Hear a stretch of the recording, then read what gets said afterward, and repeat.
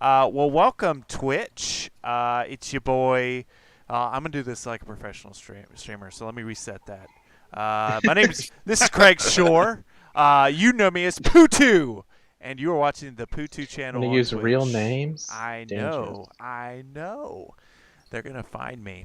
So I'm here with the crew, and we're starting our new campaign tonight, and we are stoked because it's Memorial Day weekend, and this is a level 20 Dungeons and Dragons campaign. So we are stoked and excited to be here with you. So we're waiting on another player here, but we're gonna go ahead and start and kind of get some of the pleasantries out of the way. First, I want to say thank you all for tuning in and for joining us for today's stream or joining us later if you're watching this recorded later. I want to say thank you for clicking on us. Thank you for checking us out. A reminder that you can follow us, you can like and hit up our chat here on Twitch, and you can also find us anywhere on the social medias by searching PU2ASU, and that's on Facebook, YouTube, Instagram, or Twitter. They're all there. We also have a Putu server if you want to find us on Discord. So that's my little elevator speech of intros. I also want to say if you are listening to us from any of the local game area hangouts, we want to say thank you. Me and PS Zombie went to visit a couple on Friday, a couple of local gaming hangouts here in Montgomery, Alabama, where we're located. And we just want to give a special shout out to Geeks and Comics, which is a local comic book store here around town, as well as GT South, a local gaming tavern, and the Game Exchange, which is a local gaming store here in our local area. We want to thank you for those three. We want to say thank you to those three places. I want to do a shameless plug for them because if you do not know what those places are in your local, please check them out. They're pretty great. You can tell them that Putu sent you. And we just enjoyed our time there, and we want to thank you if you're joining us or had heard about us from one of those locations. So I think we are somewhat ready to start setting things up for possible campaign. First, I want to introduce our players here. We won't say characters or anything yet, but we've got PS Zombie. How are you doing, PS Zombie? Hello, I am doing well. Good. Our DM from our Unbeaten Path campaign, which is going on session 17, which is just Wow. crazy. I know PS Zombie's done a good job with that. We are not going to be doing that tomorrow because it is Memorial Day, but we will be restarting it the following week. So I want to give that little notice out to all of you so that you know that we will still be doing some content, and we will again have this campaign, this Pacific Rim campaign, going again next week as well. So wanted to give you that heads up. Also, let's see other announcements. We have a new player going by Risky Biscuit. How you doing, Risky Biscuit? Hello. I'm feeling risky. Feeling risky. He's joining us for his first Dungeons and Dragons experience. So I'm honored that you're joining us for that as a player. So thank you. You're welcome. So Thank you. he's ready. He's got his artwork there set. I think we're ready to really have some fun with this campaign. So I think the best way to start would be to sort of set the scene of Pacific Rim. So this is a level 20 Dungeons and Dragons campaign, and what it is it's based off a module from DM Dave. And if you're not familiar with DM Dave, check it out. He's got some great free stuff online. But what I did as a Dungeon Master is I took that content and adapted it for a different universe. So I took it and adapted it for the Pacific Rim universe. And if you have not seen the movies, check them out. They are very fun. There is also a Netflix TV show which me and PS Zombie are still evaluating. We've only seen like 2 episodes, so we can't really speak to that, but I'm sure it's good too. But they got the Netflix series and then 2 movies, and it's a lot of really good action and pretty good lore there. So, but if you're not familiar with that, I'm gonna give you a little bit of a history lesson. using the Wiki fandom page. So I'll be reading directly from the Pacific Rim Wiki page to give you a little bit of the lead up to what's our campaign's going to be like. So for all you guys that want to at me on Twitter with corrections to the lore, I'm going to tell you this is pre-Jaeger. So this is pre the movies and the Netflix series. So just know that this is kind of like when Kaijus became a thing. So, don't get me too caught up with you guys that like to correct me with the lore. I know the haters are out there trying to listen for me to slip up on my lore, but I've got the wiki page open, so I'm gonna try to keep to it. So to start, Kaijus first appeared in August 10th of 2013 in San Francisco. The beginning of an incident was believed to be a 7.1 earthquake, but was followed by a massive 300-foot creature, also known as the Trespasser. And the Trespasser went on to emerge from the San Francisco Bay and attack the Golden Gate Bridge. It destroyed the bridge, and the creature proceeded towards San Francisco and caused major devastation as it cut a 3-mile-wide path of destruction through the city. The massive creature went on to do a 35-mile rampage across the West Coast that continued to Sacramento and Oakland. So as I want to pause right there. As I'm reading this lore, players, this is what your characters would most definitely remember. There you go. Got some emojis going on the board. Thank you for that.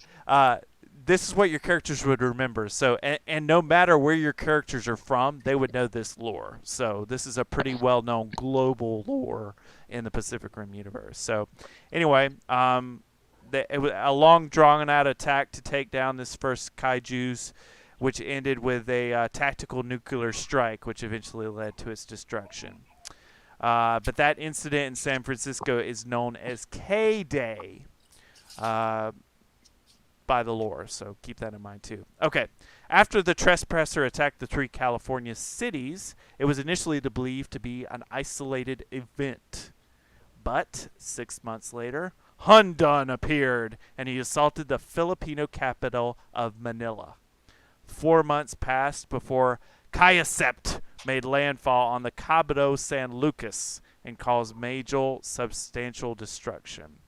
And Kaiju started to become a thing. And in 2004, specifically September 2nd, 2004, Scizor attacked Sydney. And as it neared the city of Sydney, the Australian military tried to lure it away and to destroy a nuclear strike against it, but that attack failed. It ended up going near the city, and the nuclear strike that eventually destroyed Scizor took out most of Sydney, and a lot more of the city succumbed to nuclear fallout. It is at that point that the Jaeger program was starting to be conceptualized and tested. That was like the significant event because tactical nuclear strikes turns out not always a good idea. So they needed a different way to kind of protect themselves.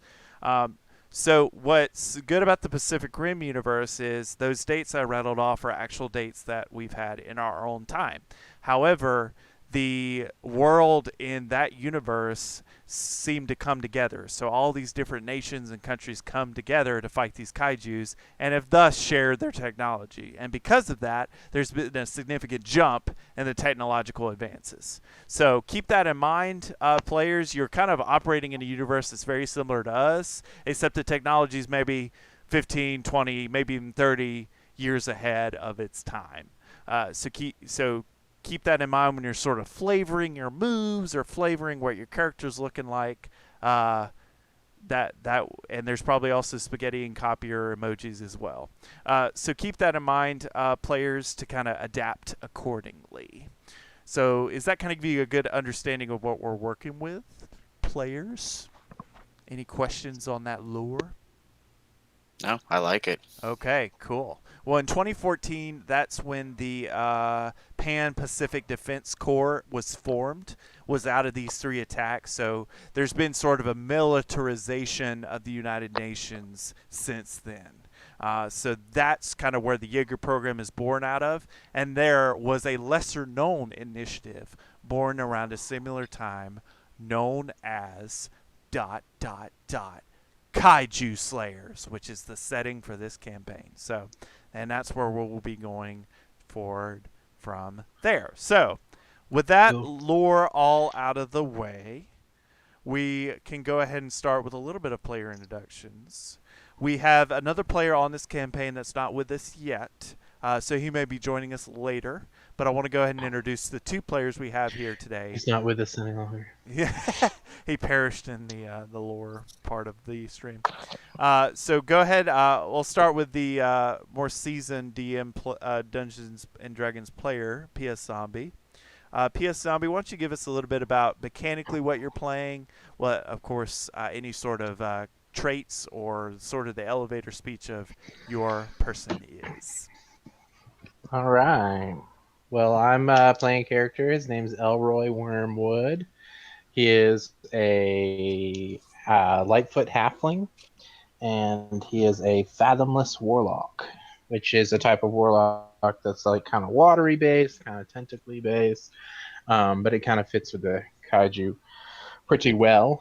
My lore for him is he's kind of a grifter, kind of a bum, the kind of guy who wears sunglasses inside and Hawaiian shirts year round.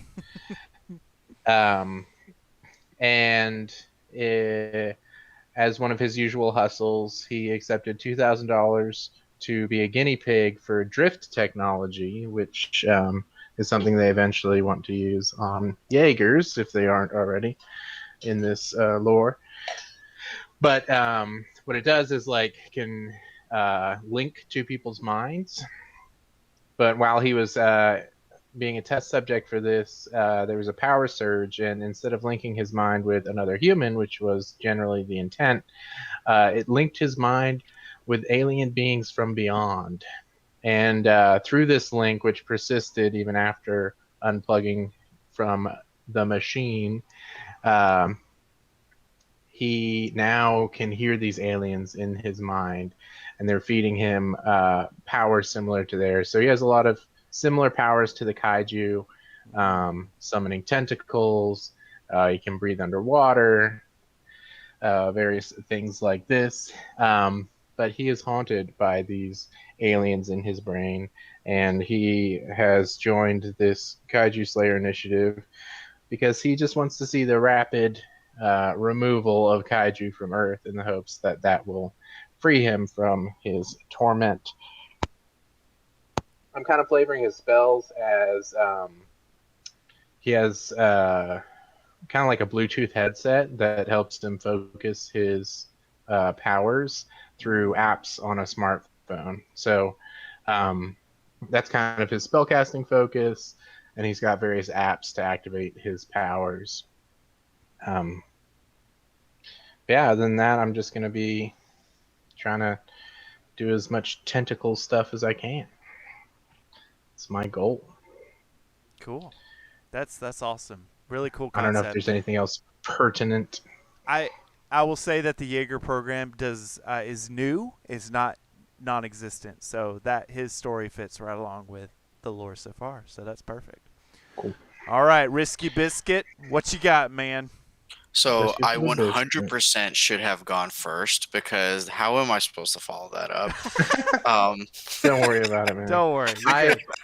I always go too far. It's I my mean, curse. PS Zombie's the king of customization and story arcs. I so- do. That's I just fantastic. flavor It everything. was awesome, and I was lost in the sauce, and now I am just like, you know what? I'm just gonna scrap this card that I have and just go off the top.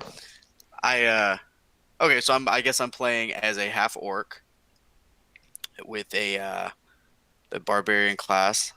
My background is I'm a bit of an outlander, so his name is Brock. He was I pictured somebody like the big snow parkas from like Alaska, just huge furs from polar bears that we had as pets, but we also ate when they died. So I pictured I came from a clan, very small clan, but we were whalers, Okay. and or I should say sport whalers, because obviously whaling is kind of taboo. And it's so we did We also were fishermen, and life in Alaska was getting kind of intense, so we decided to go on a voyage, and my entire family was murdered. It's like, I mean, the entire voyage, the ships that we sailed on, that we made our living on, I was everybody left together. So I like to picture kind of like a Viking-esque type character. Mm. So my character being the only one to survive, our ship was capsized in a unforeseen storm of events. The tides were not usual. Could have been a kaiju attack. I don't know. We don't know. Could be anything. We have no idea. It just came out of nowhere, and everybody in my clan has died. So I get washed up ashore in California, and so riddled with questions, riddled with wanting to know what's going on, understanding that the kaiju exist. Are we aware? Is my character aware that they exist within this lore? I don't know. Maybe, maybe not. um, who knows? Who knows? And so I like to picture my guy. He's is still has that whole lives in isolation. My clan is gone. The people that I grew, my family is done.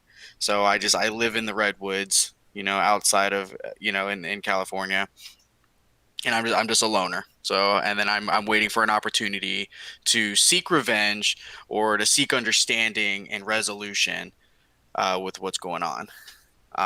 That's pretty much what I've really got right now. Quest for vengeance. I like it. I Uh, like it. I also love Whaler turned Kaiju Slayer because like there's definitely a relation there, and that's pretty cool. Like who else would know better how to kill like a large beast, you know? Exactly. Thank you. Moby Dick or Kaiju. Who knows? That's perfect. Awesome. Well, you guys did a really good intro and put a lot of your thought in your characters, so that gets me very excited. So, great deal. Okay, so we have one more play on this campaign.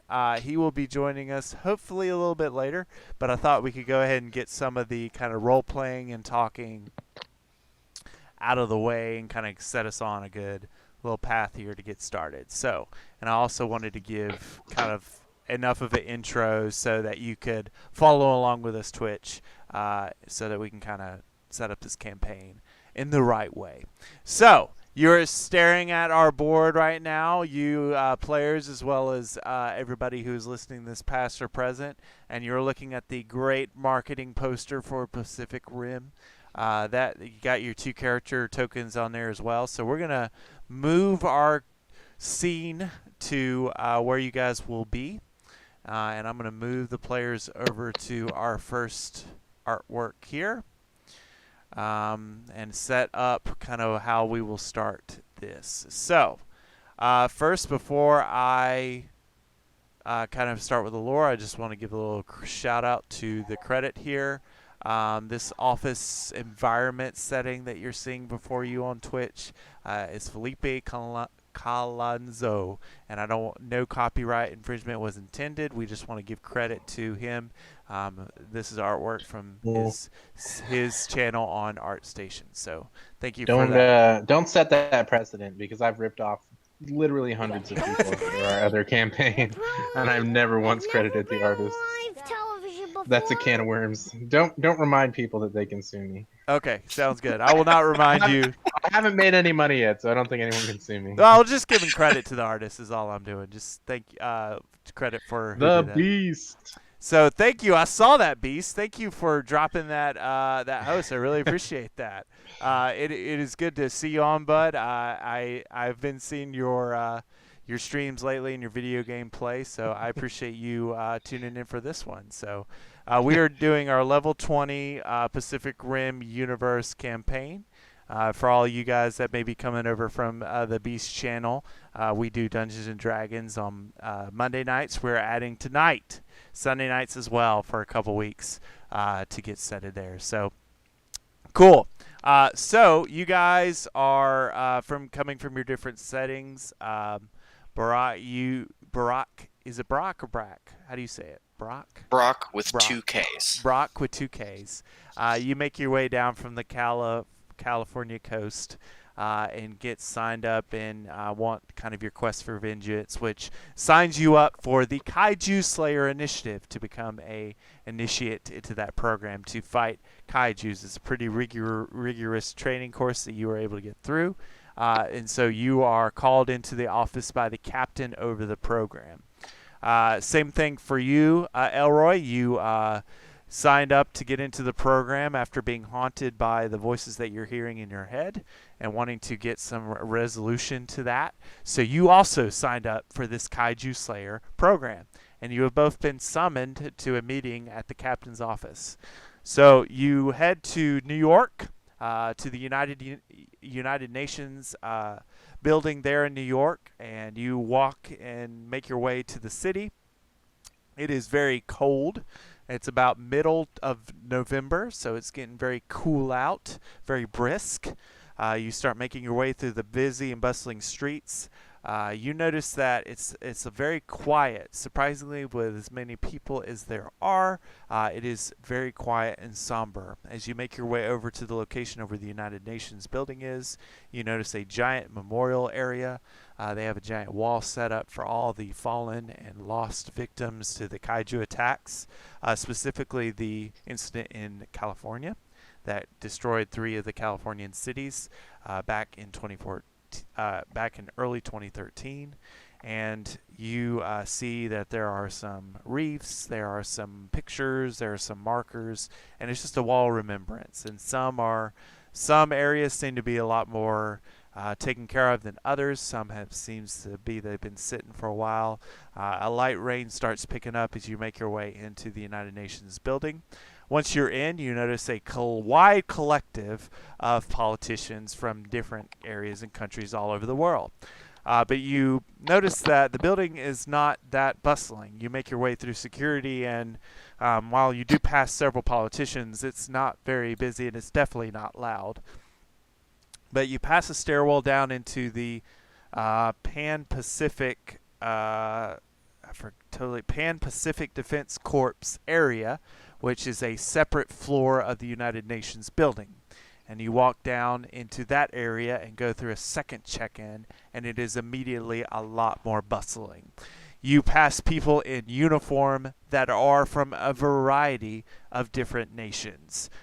So it is almost like it is not a standalone country's army. It is a very much militarized United Nations. So you're seeing people from the Middle East. You're seeing people from from the Pacific Isles. You're seeing people from all over, and all different races and ethnicities, passing in different military uniforms and ranks through the hallways.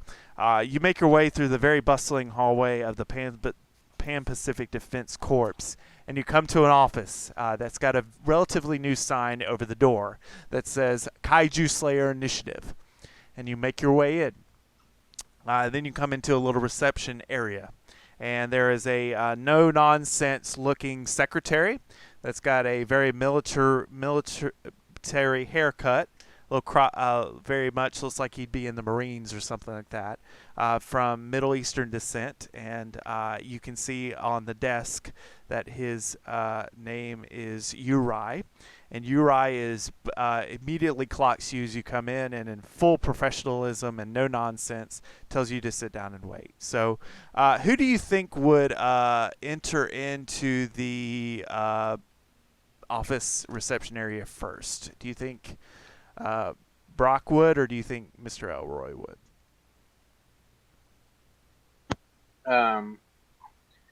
I think I'd start making myself comfortable right away. Okay.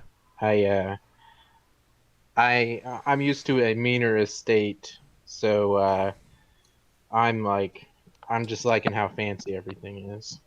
So I'll probably plop down, put my feet up on the nearest glass desk, maybe like move a little statue out of the way or something, like just kind of no real regard for stuff. But I'm kind of liking the fact that like me, who is a nobody, is now being treated kind of special because I got fancy powers.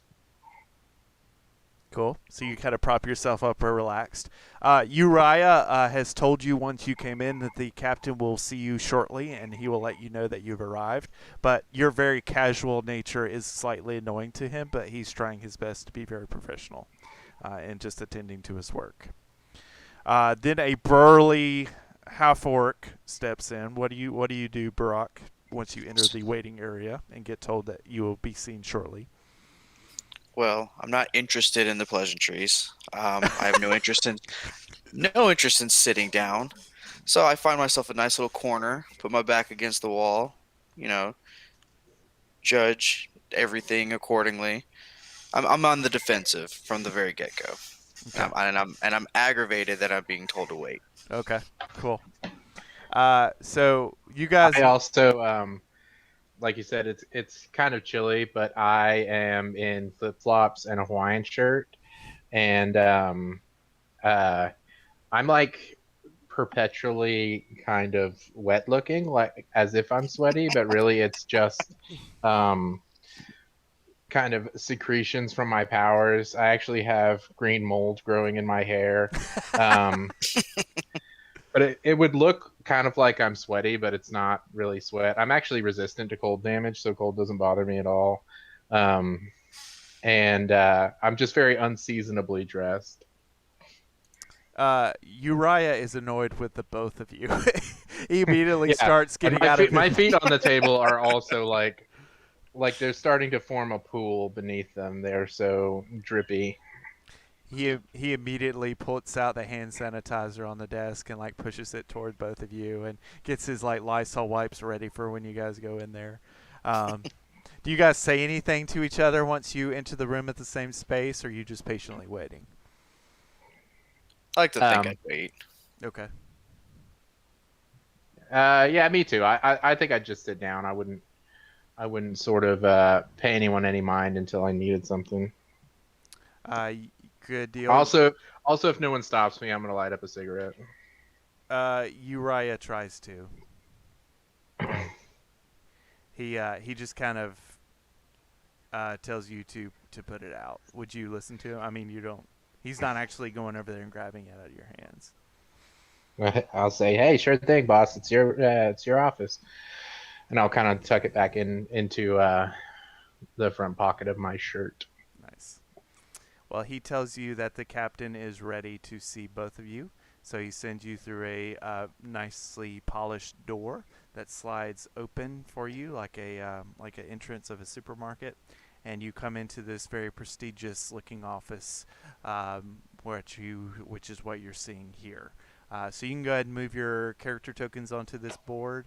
In the artwork, that where the man is standing there is the captain, and that's he's kind of doing exactly what he is in this picture.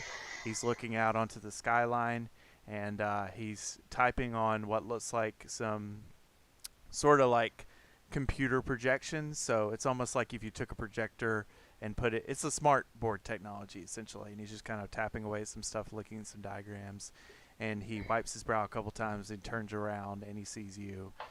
He gives you both a nod and gestures that you have a seat, and he's got two, not pictured here, he's got two very large sofas in front of his desk. But he's not currently in his seat. No, he still stands when he gestures for you to take a seat, and then I'll kind of walk up to where he is, look at what he's got on the board, and then flop down in his seat and keep watching what he's typing.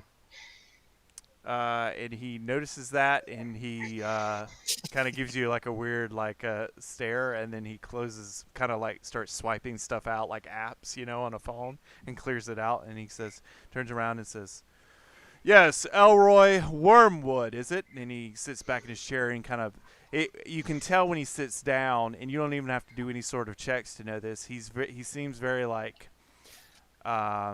uneasy, and so when he sits down, he sort of like leans forward and is kind of like tapping his fingers on his desk a little bit nervously, and you can tell he's been sweating a little bit. And where does he sit? I'm in his seat right now. Oh, you're sitting in his seat?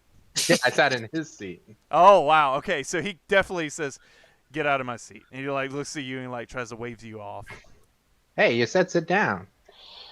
Yeah, what very very wise guy. We got a wise guy here. Hey, just remember that this is an initiative, and I can let you go at any time. And he kind of sits down after you move, and he like adjusts his seat, like almost like you messed with it a little bit, and he's like trying to like scoot it up to the table. It is a little moist from where I was sitting. I'll say, well, I'll have you know, I've got +4 to initiative, and mechanically, I'm not at all wise. And then I go and sit on the couch. And he looks at you. He's like, I don't know what that means. And then Mr. Barack, is it? Brock, yes. Okay, have a seat, Mr. Brock. Thank you both for meeting me here today. As you know, I'm Captain Abner over this initiative. So, and he kind of pauses for a second. And he looks kind of behind him out the window and turns around and says, "As you know, the attack on Sydney is still fresh on everyone's minds. And while this is a relatively new initiative, as well as the Pan-Pacific Defense Corp, we have been tasked with a great deal of things, including early detection of Kaiju and finding and killing them immediately to forego any destruction of property and or life." And he kind of leans forward on his chair, and he kind of looks down at the floor a little bit, and he kind of holds his hands in kind of a praying position and looks up at both of you and gives you nods and says, "I've put a great deal of resources and effort into an initiative of fighters that can take care of any kaiju threats that arise. We don't have the resources or the technology yet to go toe-to-toe with them.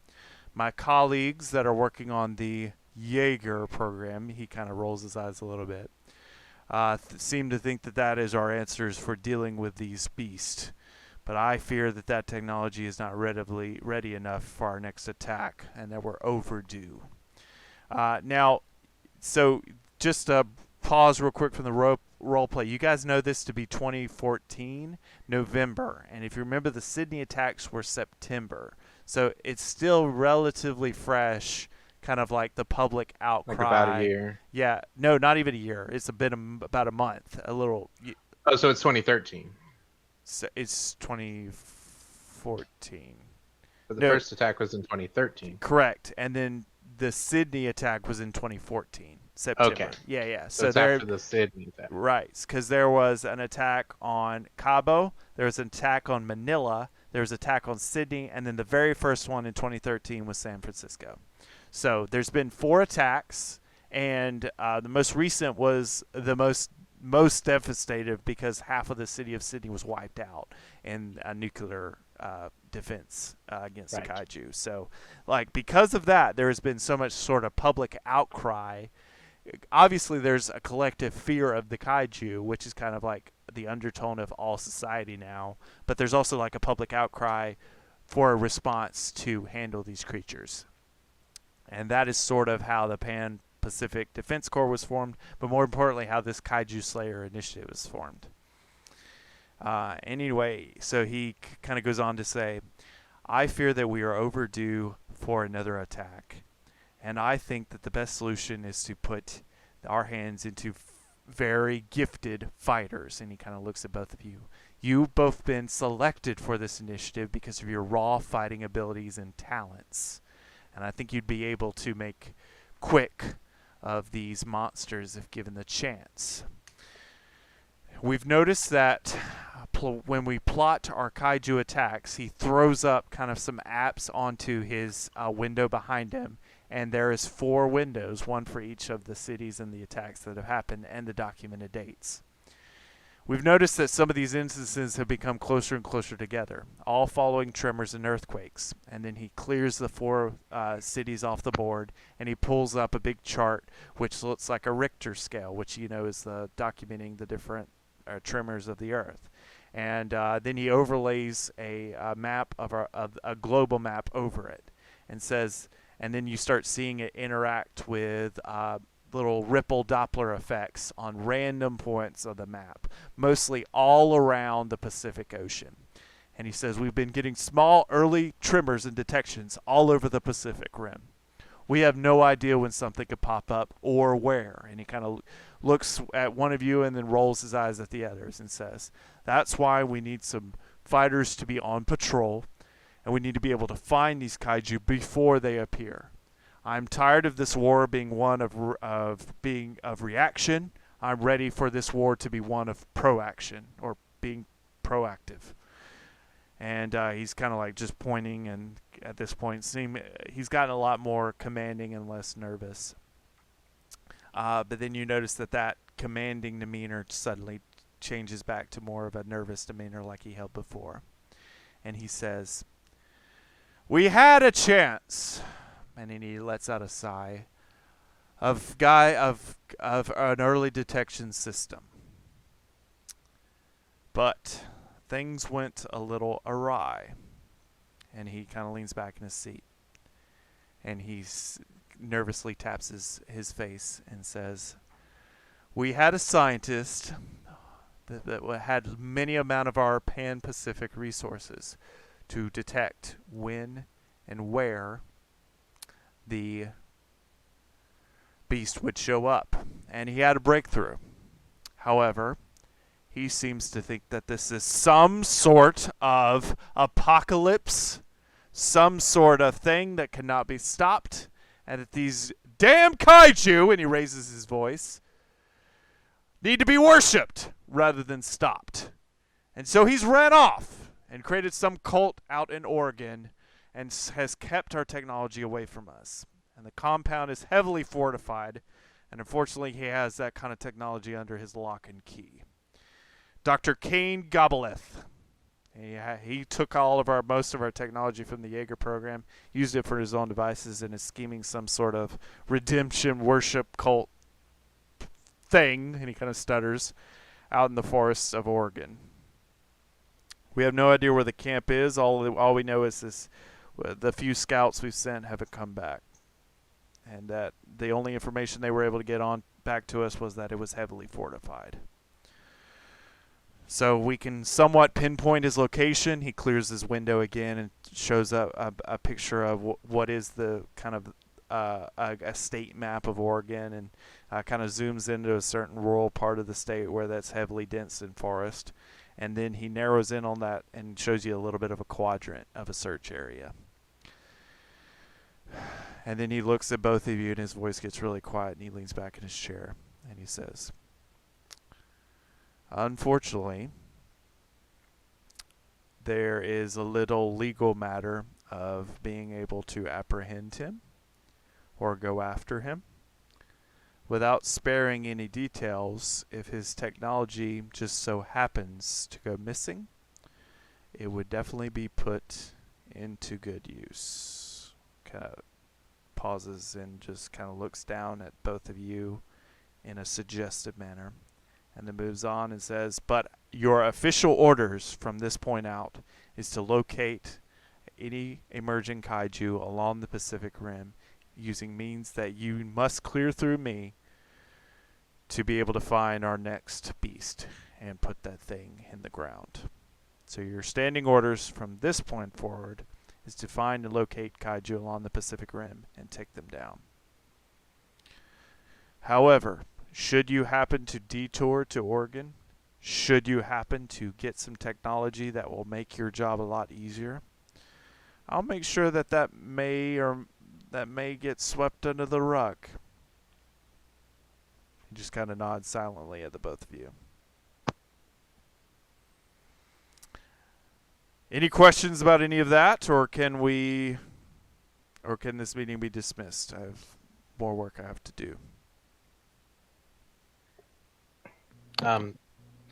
Real quick question. So when we murder the scientist, what is it we're supposed to take from him? He has some robot or machine that should be able to early detect kaiju and hunt them down before it's too late. Got it. Otherwise, and he clears his little window again, and throws up a whole map of the Pacific Ocean and draws an outline around the whole Pacific Ocean with where all the countries are that surround the Pacific Ocean. This is your search area that you're about to go look. And then he clears All it. right.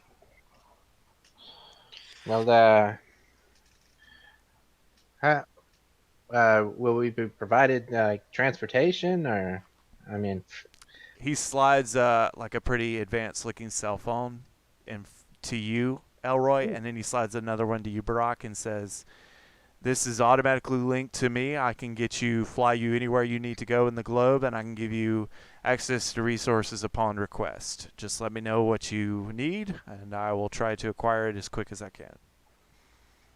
So you can, and you can go ahead and put that in your inventory sheets if you guys like. But basically, it's just a free call, and you spend an action to make a call to Captain Abner for any assistance. Mm. So you can put that in your a inventory nice sheet. Nokia flip phone? Yeah, you can make it a Nokia flip. That's cool. It's like an advanced Nokia flip. Yeah, it's In a this push to universe, talk. yeah. In this universe, Nokia did very well for itself. And Blockbuster is still a thing. That's awesome. Yep. So I will just show you real quick. So basically, he kind of shoos you away, seeing that you don't have any more questions. But I'll kind of show you a little bit more player-wise and mechanically what you would be doing. So I'm going to move you to this board, which is a map of the Pacific Ocean, which is what you were seeing. So basically, you would need to spend turns and checks to check out major metropolises along the Pacific Ocean. And as you can see, this is a very big area to search. So you can do that. You can spend your actions looking and kind of going to areas of this map, and we can talk more mechanically about what that looks like to try to early detect. But if you are way over, let's say in Mexico City, I will put a little dot there, and something happens to go down over here in we'll just say Tokyo, it's going to take you a little bit to get over there. So that's how that part of this game will be. Or you can go to the unmarked location, somewhat marked location in Oregon to try to find this technology. However, Abner made it clear that this is an unofficial order. So he could get you there, but he may not be able to give you a lot of help once you're inside of the complex. So I want to kill the kaiju as quickly as I can. Mm-hmm. So I am most interested in doing whatever it takes to make it easier and faster. Okay. So I am definitely interested and intrigued. I am not intimidated by the fortification. And I grew up in the forest. So, not grew up. I've spent the last many a years in the forest, just in solitude. So I am definitely comfortable going to Oregon. Okay. So you've kind of been pushed out of the office, and as you pass Uri, he is like desperately cleaning up the waiting area, and so he shoos you through the door, and you guys are just kind of out outside of the UN office. Do you want to talk? It's kind of like if you want to do that, you might need to. He's kind of commissioned the both of you, Elroy and Brock, together. So you obviously don't. You guys are strangers at this point, but if you want to work together to do that, you'll just need to communicate it. So I feel like my character is egotistical and stubborn enough to want to do it on his own. However, for the sake of me failing, I guess I would be willing to take on a companion. Okay. Hey, that's a wise move. I got plenty of cool stuff I can do for you. So, I say we go to Oregon. Okay. So you swing by Oregon, kill the science guy, take his early detection system, and then go hunt us some kaiju. All right. Yes. So if you Let's call, just we can just agree right now that you are always between me and the kaiju. I think that's the wisest course of action for both parties. Agreed. I like you already. Agreed. I'm a man of very few words. that's awesome. I'm a man of too many. Great. So the party has agreed to do that way. So you guys call Captain Abner, and he immediately gets you on the first available flight to Portland, Oregon, and then you get loaded into a specialized military craft that airdrops you outside of the forests of Oregon. And it's thick. Go ahead. The whole flight over, I'm just describing to Brock the entire series summary of Floribama Shore. My character is a huge fan. he would be. That's awesome. Oh, and I'm confused because I have never watched a television, so I am just staring at you. Yeah, maybe you Aimlessly. think it's like all people I know, and you're like, your friends are horrible. I even doze off with my eyes open. So I take no notice. And then in season 3, I've never actually watched an episode of IRL, so I can only speculate. That's awesome.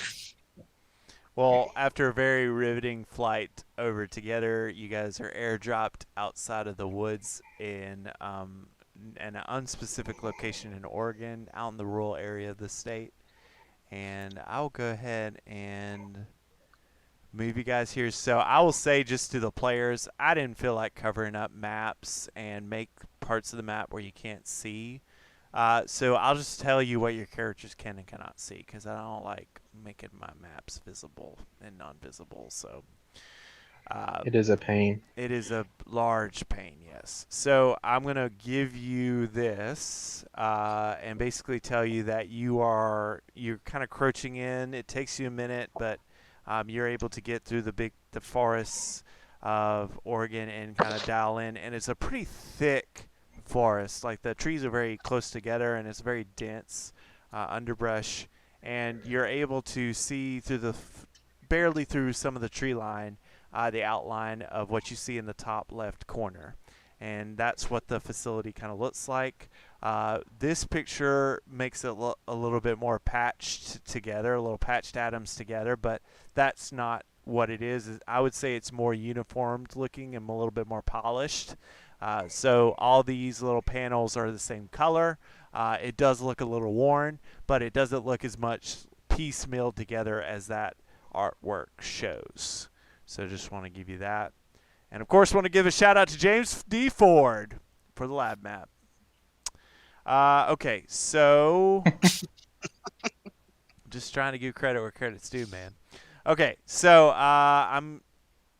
that's actually not there. So what you guys are looking at is kind of what's happening. So you see these kind of realistically looking, sorry, not realistically looking, futuristic looking policemen.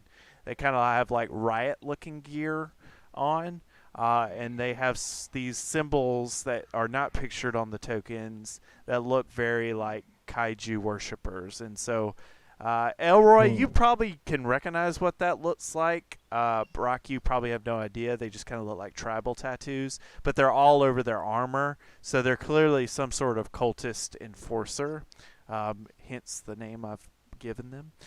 So you definitely can tell that you're on the cult, near the cult laboratory, and that this is it. So you have two that are right near the front gate, which is that side flap to the right. That's kind of where you guys Where are we on this map? So you can go and put your tokens here, like right there. In the center? Yeah. And because we're kind of operating off the top left picture, because that's the exterior. And I will say that you're very well covered in the tree line right there, because it's pretty close to the trees, so you're not out in the open. But you've got one up in the watchtower, and you can see him kind of patrolling the edge of that watchtower. and you have to guard in the front door. So, what do you guys want to do? I'm gonna first off, I'm gonna go to Brock and say, all right, don't worry about this, but I'm gonna just do something real quick.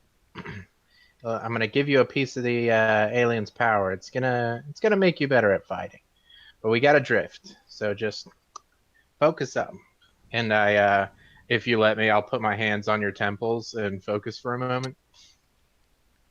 Okay, I'm okay with that. Okay. And about a minute passes, I cast Foresight on Rock.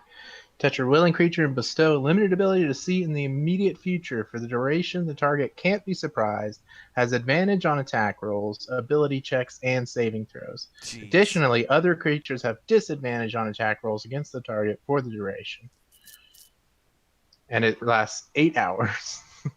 So for 8 hours, he has advantage on everything, and people have disadvantage against him. Cool. Fantastic. You get a nice little boom there, Brock. All right, Okay, very nice. I look at you. I say nothing, but my eyes tell you thank you. Such a great Yeah, dynamic. so like, and like as you look around, there's like, not in a way that's confusing, but there's like a blur effect where you can see things happen and then react to them.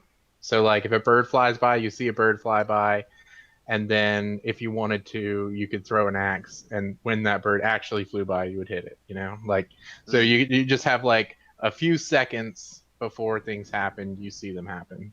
But your mind can like process it, so it's not confusing to you at all. Okay. So I'm not the brightest character. mechanically, what that means, Risky Biscuit, is that you get to make like double checks on your attacks and stuff. So we'll kind of remind you about how that is here in a sec. So that's awesome though. Okay, do you guys do anything else? You can roll up in there. You can Metal Gear it. You can do lots of stuff. I know Barack doesn't like Metal Gear because I know Risky Biscuit's not a big fan.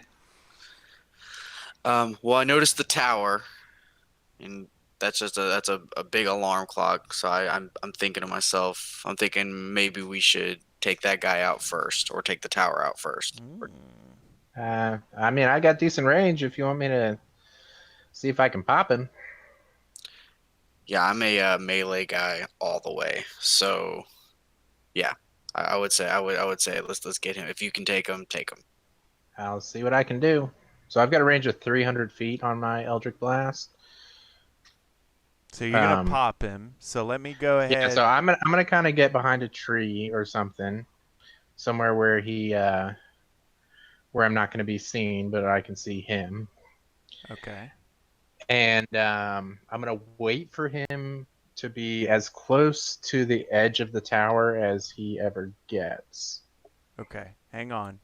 So since we are throwing, we're gonna do this, and because we're doing this, I got the turn order up. So go ahead and click your token and roll initiative. So Risky Biscuit, if you want to go ahead and click your token on the actual playing area on the mat, and then you can go to your sheet and hit initiative. It'll put you in this little turn order.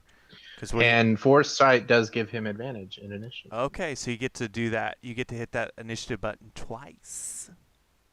And take the better number. So I get to roll initiative.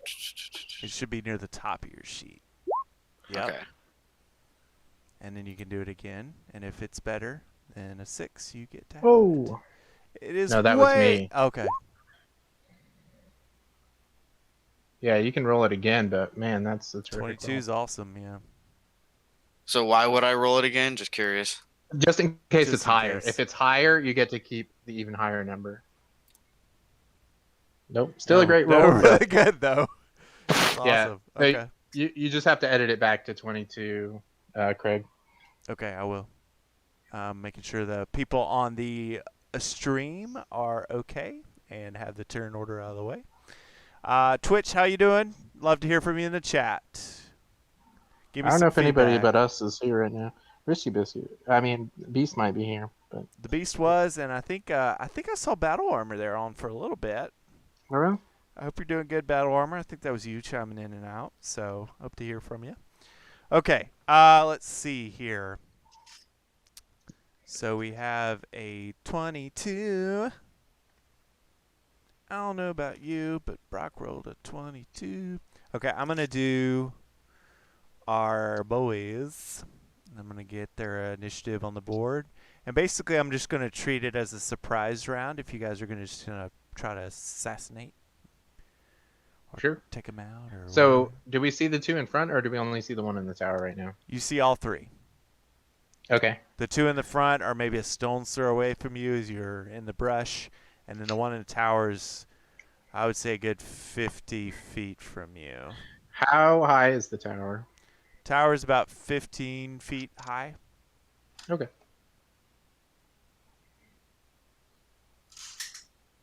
But if you want to move inwards and use any sort of movement, you're going to need to do either a stealth roll or just move. So, because this is about the edge that you can just be idle for. You know, like you need to give me something if you want to move in on the compound at all. Gotcha.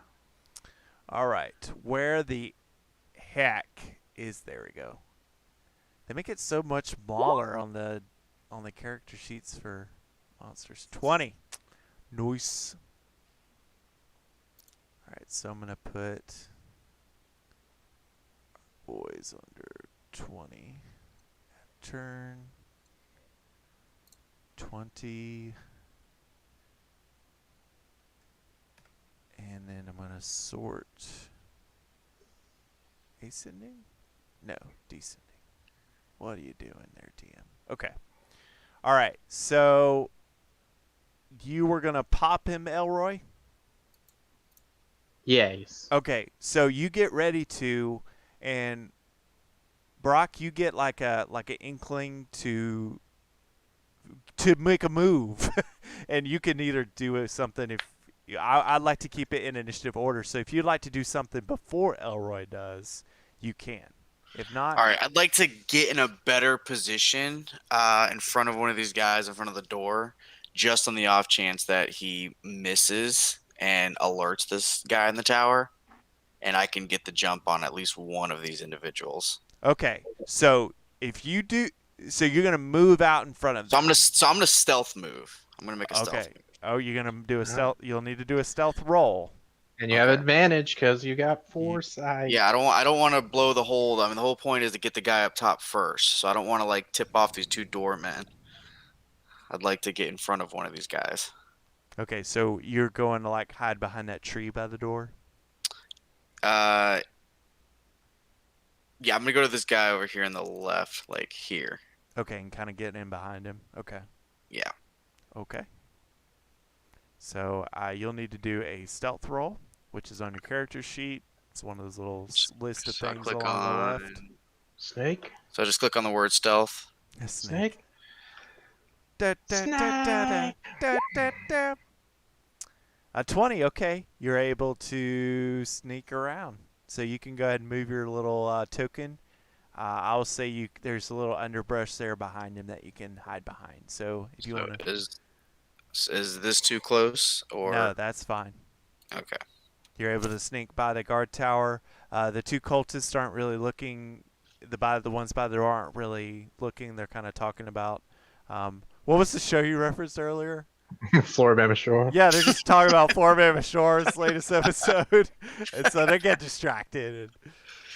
So it's really big in this universe, Twitch. Floribama Shore is really Something big. about the kaiju invading made Floribama Shore in this alternate reality the most popular show. It's what we call self-medication. You know, everybody's kind of stressed out, so they have to find trashy TV is like on an all-time high because it helps people like get escapism out of their actual terrible situation. Okay, cool.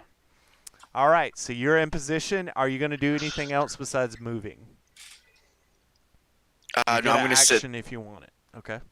No, I'm gonna sit tight and I'm gonna wait for tower guy to. Can you use your movement and hold an action, PS Zombie? Yeah. Okay, so you are welcome to, if you want to hold an action, which means you kind of like prepare to do something. So, for example, you could hold an action to take out the guard in front of you after Elroy takes down the other guard, or if Okay. he does, if you want to do that. Or you can just not take an action. It's up to you. I mean, he goes right after me anyways. So. Yeah. So yeah, so I'm gonna hold. I'm gonna go ahead and draw one of my axes out of its sheath. Okay. And I'm gonna get ready to hold it up to swing down on this guy. Okay. So I'm just in the ready position. Okay. And since they're unaware of us, will any of my attacks be advantage? Yeah, I'll allow that for this first round. Okay. Yeah, so I'll go ahead and fire 4 Eldritch Blasts at him. And I'll just do the first one with advantage because probably after the first one he'll have noticed. Okay. Yeah. So hang on, let me get the initiative through. So Brock holds an action. The cultists and forces are just like forward Bama, well, it's great. And then Elroy goes. All right. So yeah, that's a 28. Nice. I'm pretty sure that hits. Let me get this sheet up. Hang on. I need to learn to keep my stuff up. I don't know about you. I'm feeling 22. Okay. Can I tell how far from the edge he is right now? It's about, so the wall between, kind of like in that picture, there's a little guard shack in the center of the tower, and that perimeter fence line around the guard shack on that top level is the width for one person to walk around. So like so you could max knock like him, 10, 15 feet. Yeah. So you could knock him well, out of the tower. I may end up doing that. Okay. The first one does 15 force damage. Okay. I'll fire another one at him. Does 14 hit? 14 does not hit. So. All right. I'll fire another one. 14 does not hit. Nope. And I'll fire my last one. Does 20 hit? 20 does hit. All right. That's 10 force damage, and I will use my repelling blast to push him 10 feet back. To knock him off of the... It's my goal. Okay. So you've done 25, and he is falling 15 feet. What's fall damage again? It's 1d6 per 10 feet, so probably 1d6. I'll do 2d8. 2d6. Oh, sweet. We'll round up. So that 5 bludgeoning. 5 bludgeoning. So that's, what, 30? Okay. So you guys watch as Elroy slings the 3.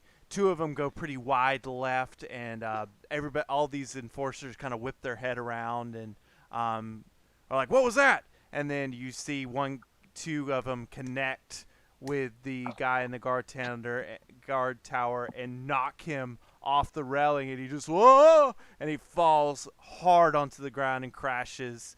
And at that point, he pops up, and it is Brock's turn. They're just kind of... Well, I actually have a bonus action. Okay, go ahead. Acceptable. With a bonus action, a small pool of water will magically open up at my feet. I'll stick my fingers down through the water, and I will summon my Tentacle of the Deep.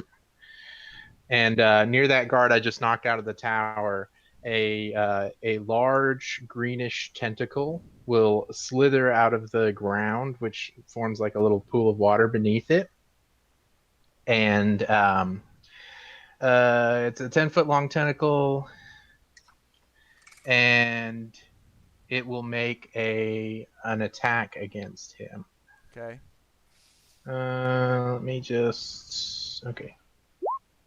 24. Yes, definitely hits. And he'll take 7 cold damage as it whips him. So that's 37 total? Yes. Okay. And that's my turn done. Okay. And he goes, "What the hell? We didn't see this on Florida Bama Shore. And so he, since he fell, he gets hit with his tentacle of the deep, and he is also prone on the ground from that fall. So Tentacle study. let me just pop. I'm gonna move him down, put him on the floor there, and then I'm gonna give him. Yeah, if you just make me like a little commoner sheet or something, I can make a tentacle. Okay, hang on. I'm gonna give him a boot because he's knocked on the ground. Okay. Commoner sheet, just like a. Well, just like any character sheet that Okay. I can, just so I can have like a little token that I can move around for my tentacle. Yes. I wonder if there is actual tentacle. No. Possibly. Okay, I'll get you something. Thank you. I should have asked for that beforehand. And then it is your turn, Brock. Here we are. All right. So my axe has already been drawn, and I'm going to go ahead and, without hesitation, try to guillotine this individual. Yeah. Okay. So why don't we do this? Because you said you prepared an action, right? Correct. So I'm going to give you basically 2 tries here, like 1 round of attacking and then another round of attacking. And I'm pretty sure you get Sick. that would be like 5 attacks or something ridiculous, right? Fantastic. So, and I'll let you have cleave, which we'll talk about here in a minute. Okay. And also, don't forget you have to use a bonus action if you want to rage, which you probably do because that's extra damage. Okay, so cough, cough. I should rage. All right. Pick up the hint, man. So I would click on. Okay. I'm actually asking now. How do I go about raging? What do I do? So on your sheet, there's a little rage tally token. So make sure to dock 1. Rage tally token. Where do you see that? Hold on. It's a little like area where it's calculates. There's a number for how many times you can rage. Oh, I see it now. Gotcha. Yeah, just dock 1 off that, and then you're just raging. So then you can click the rage if you want. It'll show up in chat, but you don't have to. And then we'll just calculate it. There you go. Oh, I gotcha. Okay. That's what she did. And then click on my attack. Yep, and your attack has advantage because of Fancy Boy's spell. Foresight. So I would click on Battle Axe 1. Yeah. Yes.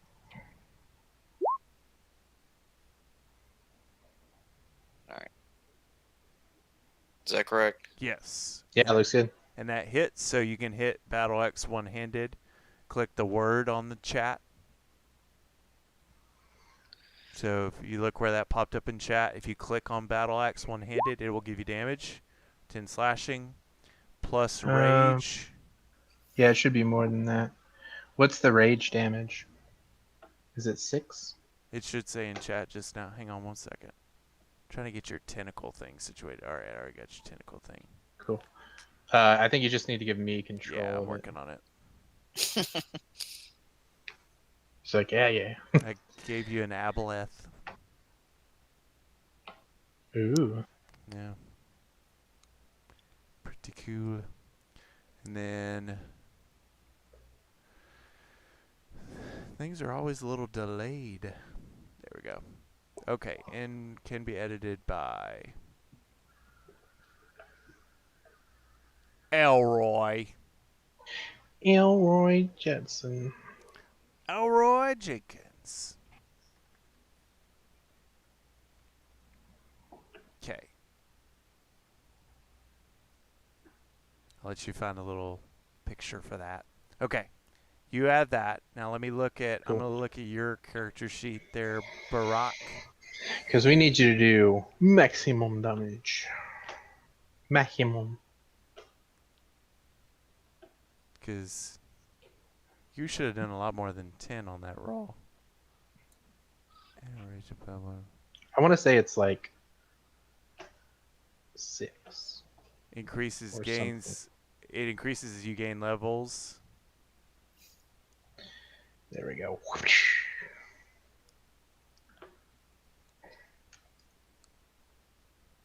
All right. Can he? Is there not something you toggle? That's kind of how that's how like sneak attack works. Like you check a box underneath your attacks, and then it automatically adds that damage in. Yeah, I've got it here. How much is Looks like it should be +4. +4? Yeah.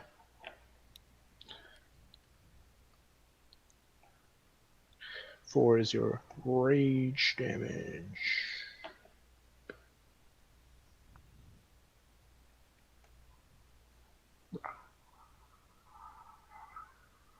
Okay. I have toggled it on your sheet for one-handed and two-handed. So about that, just so you know, I don't think we told you about how that works. So for two-handed, you can choose for your character to hold it two-handed, and it's more damage. But you have to tell me which one you're attacking with first, because you can't be Gotcha. like, I meant two-handed, or be like one-handed and be two-handed. You know, like you can't switch back and forth. So just tell me which one you're attacking with. But so basically, you did 10 slashing damage, you hit, and you did 4 additional damage to that. So you did 14 on the first attack. You, I believe, have an extra attack. So you can go ahead and do that. So attacking in. Okay. Yep. So obviously, want. yeah, I'm gonna go ahead and absolutely swing again. Heck yeah. I guess at this time I will use 2 hands. Am I Nice. allowed to- Okay.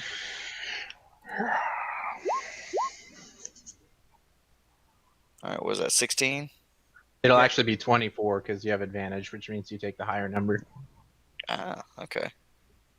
So you hit the damage. Nice. That's more like it. 20 damage. All right. So you did 20 plus what was 14? that? 14. So 34. Nice. And then you get to do another round if you'd like. Do it. Yeah. I want to try to knock this dude out. So I just am I still in rage mode? Yeah. You stay raged for 10 turns. So Oh wow. Okay. you're a rage machine. Now should I be changing my counter? So am I at is that rage 2 now? No, that's only once. Okay. No, yeah, using it one time gets you 10 turns of rage. So Okay. So what you're also, saying. I think since you're level 20, I think you just rage unlimited times. I don't think there's a limit. I think So you I'm just gonna go ahead and I'm gonna take another 2. I'm just gonna keep swinging at this guy, man. Just hacking at him like he's a like I'm Yeah. just I'm gonna take another 2-handed swing. Okay. chop him down like a Christmas tree. Oh my goodness. Jeez. A murder machine. All right. So Oh, 21 damage. 21. Okay. Loving it. And then you get Da-da-da-da-da. one more attack for your actual turn this time. Man, this guy is still alive. Okay. Let's see. You can take a lot of axes to the Yeah. body without chop. This So you're saying I get one more attack here? Yeah. If you want it. Yeah, I don't see. Okay, so what would be the advantage of not attacking again? There There is really none. isn't. There is like, none, right? Yeah. So then Yeah, you just might as well. The only reason would be if you don't want to kill this guy, which I'm pretty sure we've established. Oh, we do. No, yeah, I'm trying to chop his head off. Like I am just adamantly just going. And I really for it. hope it works out this time. Okay, so I'm gonna go ahead and keep going with another 2-handed swing because the cat's out the bag. He knows he's being attacked. So. Mm-hmm. Oh my goodness. Oh my Lanta. 32. It's another So 15 damage. Okay. So you cleave in your literally 4 bang, bang, bang slices against him with your battle axe. You're just ripping his lighting him up. and you get done, and he's bleeding profusely, but still standing, but Oh my barely. goodness. Oh my goodness. Okay. Barely he's standing, but yes, he's still up. Uh, Okay. and with his so now I'm all three are going to attack. So the one that Cyber ninjas. you cleaved into, he's breathing so heavily, and he kind of mutters, "All I wanted to do was watch Florida Bama on shift," and then he hits his radio, and it sends out a very high pitched, beep beep beep beep beep beep, and it starts setting off a alarm on the compound. So he Uh-oh. uses his action to set off an alarm that mechanically will cause for reinforcements to happen at the end of every round. So just keep that up. The other guy that is over here, he is going to try to go over and take a swing at you. And he moves into position and is going to do his attack. And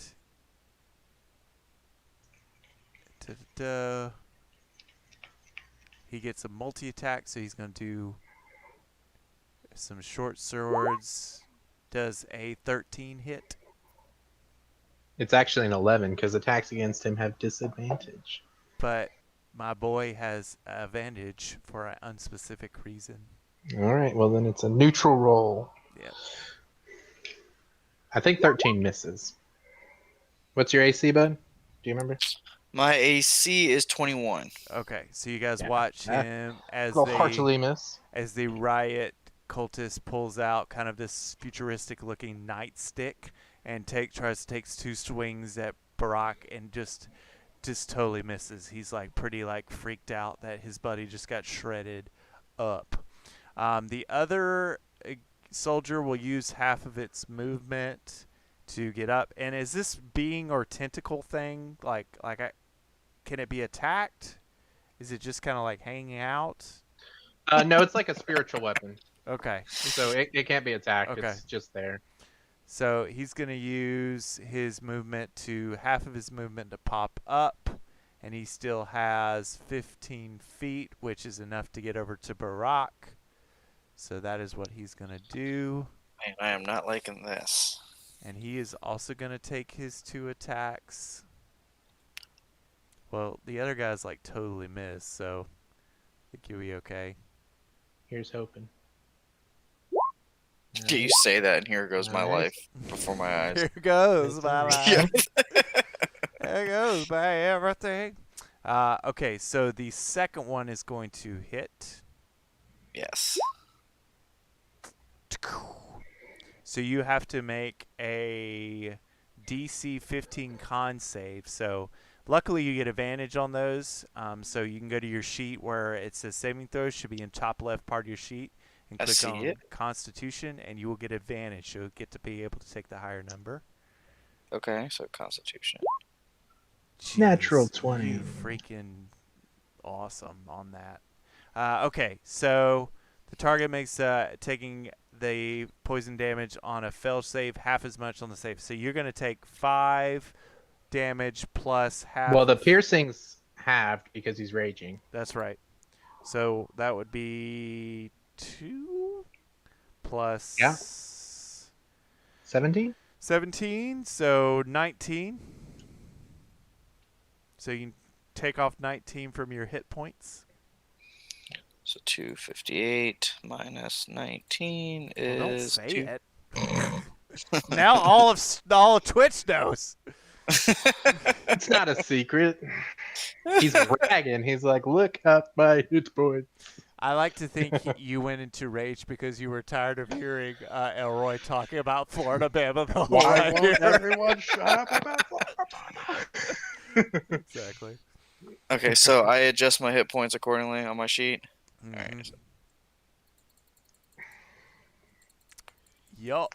So Okay, and there. it is Elroy's turn. So just so you know, Mhm. Elroy's gonna go, then Barack, then the cult enforcers, and then we're gonna do At the end of the Cult Enforcer's next turn, I get to roll a d4, and that's how many more soldiers are going to show up mechanically. So keep Oh that my in mind. goodness. Okay. Do we see that the alarm's coming from somewhere? Is It there is a way coming to from stop it? all around the compound. So it's basically coming from the three different inside the three different towers, the buildings next to you, as well as the guard tower. So it seems to be like a central PA system. Okie dokie. Well, let's see. I should have been looking at this, but I changed what I was gonna do. Hmm.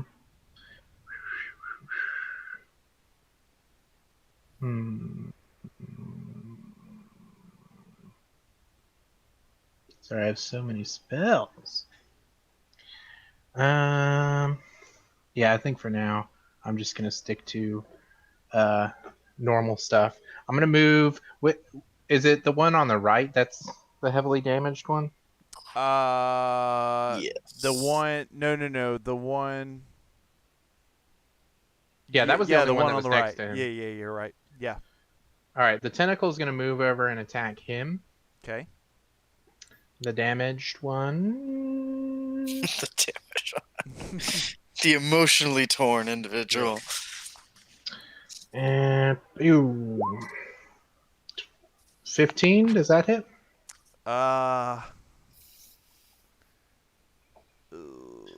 It meets it, beats it. Yes, it does. All right. He'll take 11 cold damage as this tentacle from space slaps him with a squishy slap. Okay, so you guys watch the tentacle like crawl up him, and he's yelling, "Oh no, it's so gross!" It like chokes him out with cold damage, and you guys watch as it chokes out the one guy, killing him, and then it. Yikes. I'm gonna move it over here though, because I think that's my initiative counter. So he just disappears, and then you Sounds watch good. the tentacle whip around Barack and knock the other soldier for a little bit other damage, like a little smack on the face. So that's that. And then Neato. yeah, neat. And so I'm just gonna unleash some Eldritch Blasts now. Okay. That'll be the rest of my turn. I'll go ahead and fire them at the one I knocked down, so the one on the left. Okay. That's 25. Okay, definitely hits. And that'll do 11 force damage. Okay. That's a 12. I'm going to say that Does not. misses. 20. That hits. Another 14 force damage. So 25. Yep, so far. And then another 7 force damage. 32. Yep. And I'll stick where I am and end my turn.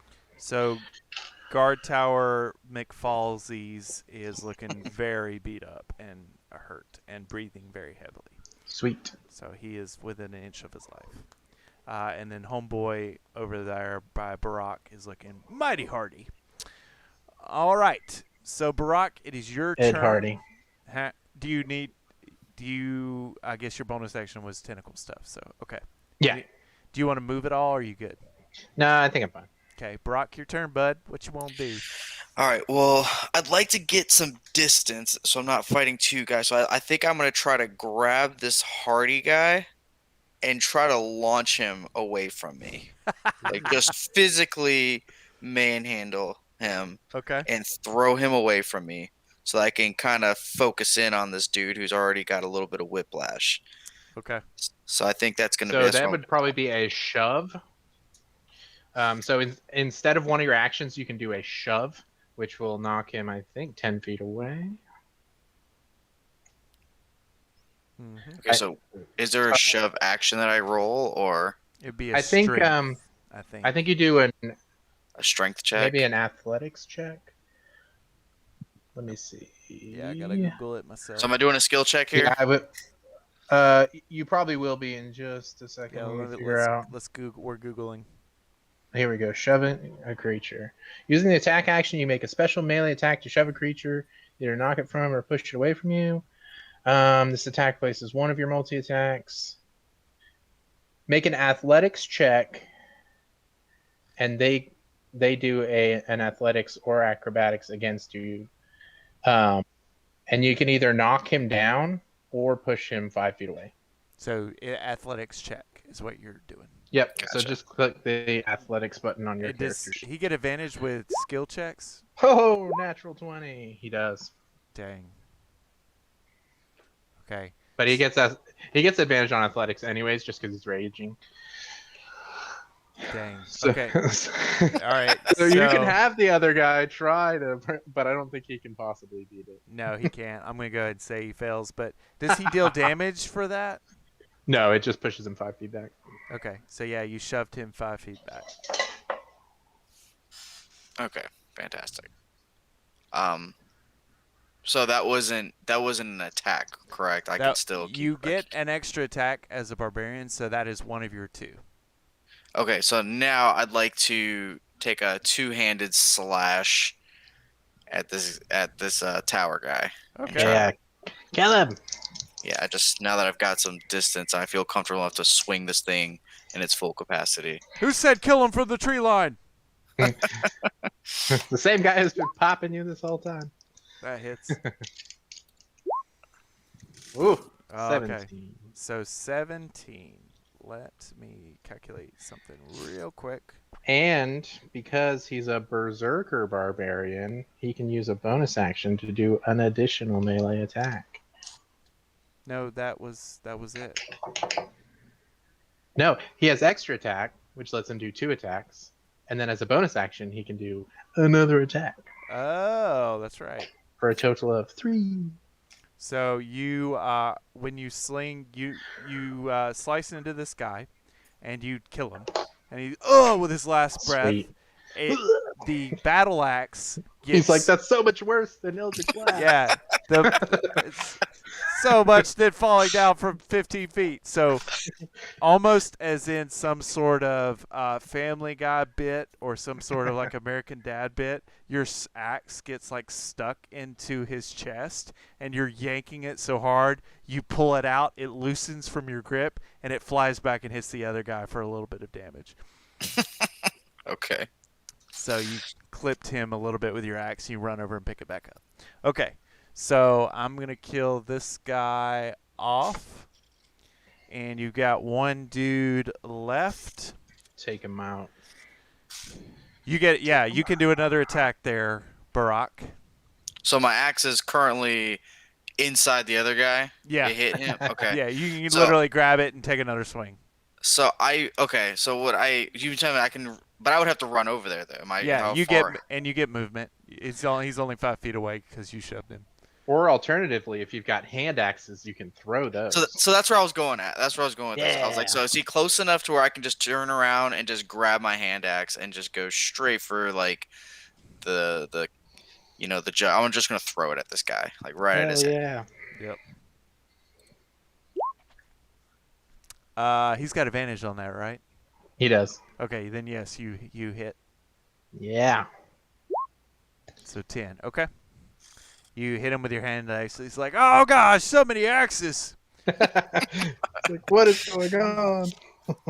All right. So he's still looking okay. And it is his turn. Do you want to move at all, Barack, or? Yeah, I'd like to. Oh man, maybe I should have moved closer. Because now I don't have weapons. Correct? Like they're sticking out of him. You can go pick it up. Okay. If you use your movement, I'll let you pick them up as a free action. All right. I'd like to. Is there? Okay. Let's see. As a free action. Yeah, I'm gonna move closer. I'm gonna run. I'm gonna rush him. Okay. Yeah. So you get right next to him and collect your weapons. Keep applying pressure. So now you got your weapons back. Okay. Pressure makes diamonds. That's true. All right. He's going to try to do a swing at Barack. Does an 18 hit? Is this when the reinforcements come, or is it after his turn? After his turn. So he's going to take his attacks, and then we're going to roll a d4. So 18 does not hit. Okay. Also, it's 8. Well, unless he still has Does advantage. a 21 hit? So if my AC is 21, that's a hit. Yeah, there's a Yes. rule in D&D: meets it, beats it. So Gotcha.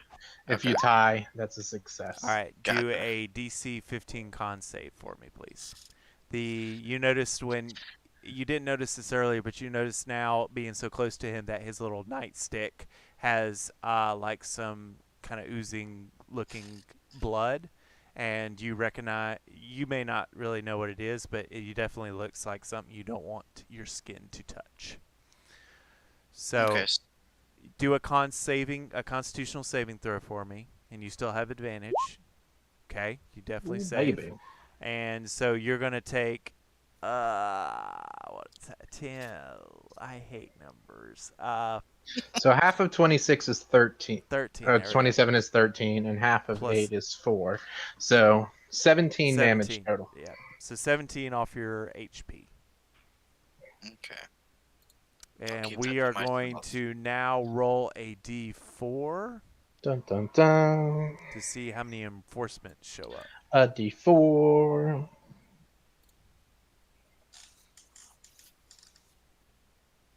D4 what? 3 show up. Oh my gosh. It's above average.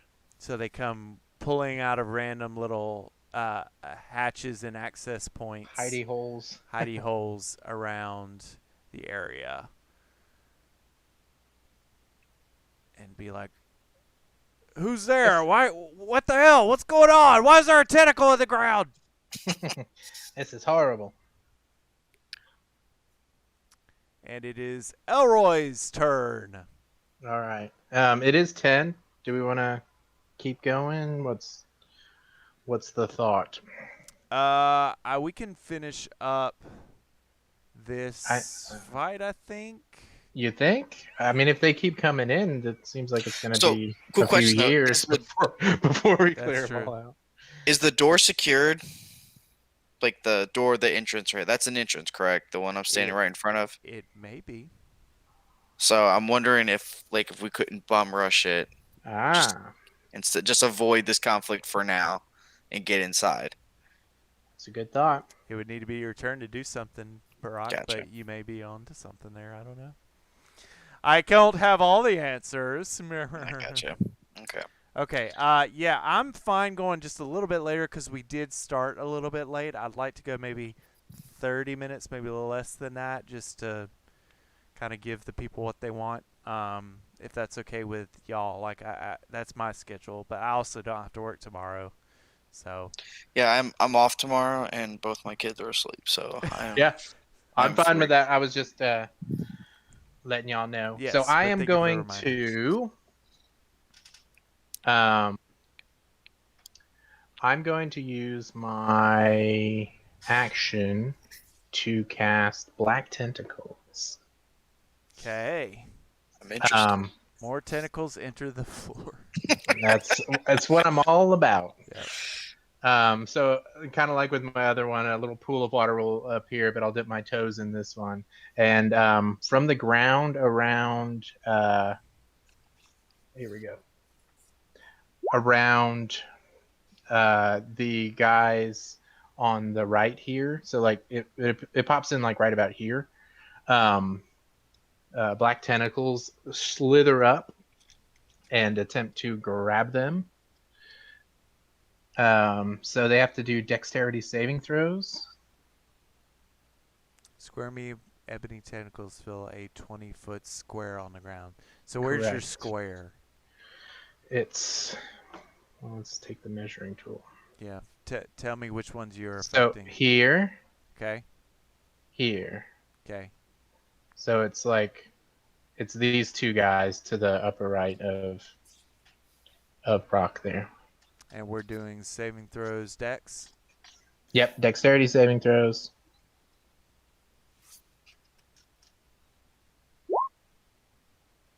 So he succeeds. He fails. Okay. So I'm going to say the one on near the tree fails. So what happens if they fail? He is restrained and takes 3d6 bludgeoning damage. Roll your 3d6. Let me see if I have a button for that. I do. All right, so he takes 16 bludgeoning damage. Okay. And now that area is difficult terrain, and so he will be taking 3d6 bludgeoning damage at the start of each of his turns, and anyone who wasn't previously restrained by it has to repeat the dexterity saving throw at the start of their turn. And then with my bonus action, I'll move this tentacle over here and attack this feller. Which one? La la la la. The one it's next to. Okay, got it. That hits. And he'll take 13 cold damage. In Jesus, addition, thanks to my grasping tentacles ability, let me cast that without a spell slot. And I get a number of temporary hit points equal to my warlock level. So I have an additional 20 temporary hit points. Very nice. Just for summoning tentacles. Can you draw a box in this? I think there's some way to do that. But Yeah, use the little paintbrush. Oh, here we go. Draw shape. Mm-hmm. See through. Let's make it green. Let's see if this works. No, it's just going to cover everything up. How do you do it without? Oh, here we go. See through. Is this going to work? No. Why is it? Transparent. Why isn't this transparent? Oh yeah, that's. Why can't I delete it? Let's go ahead. What has happened? Can you delete it? I think I can. Yeah, clear drawings.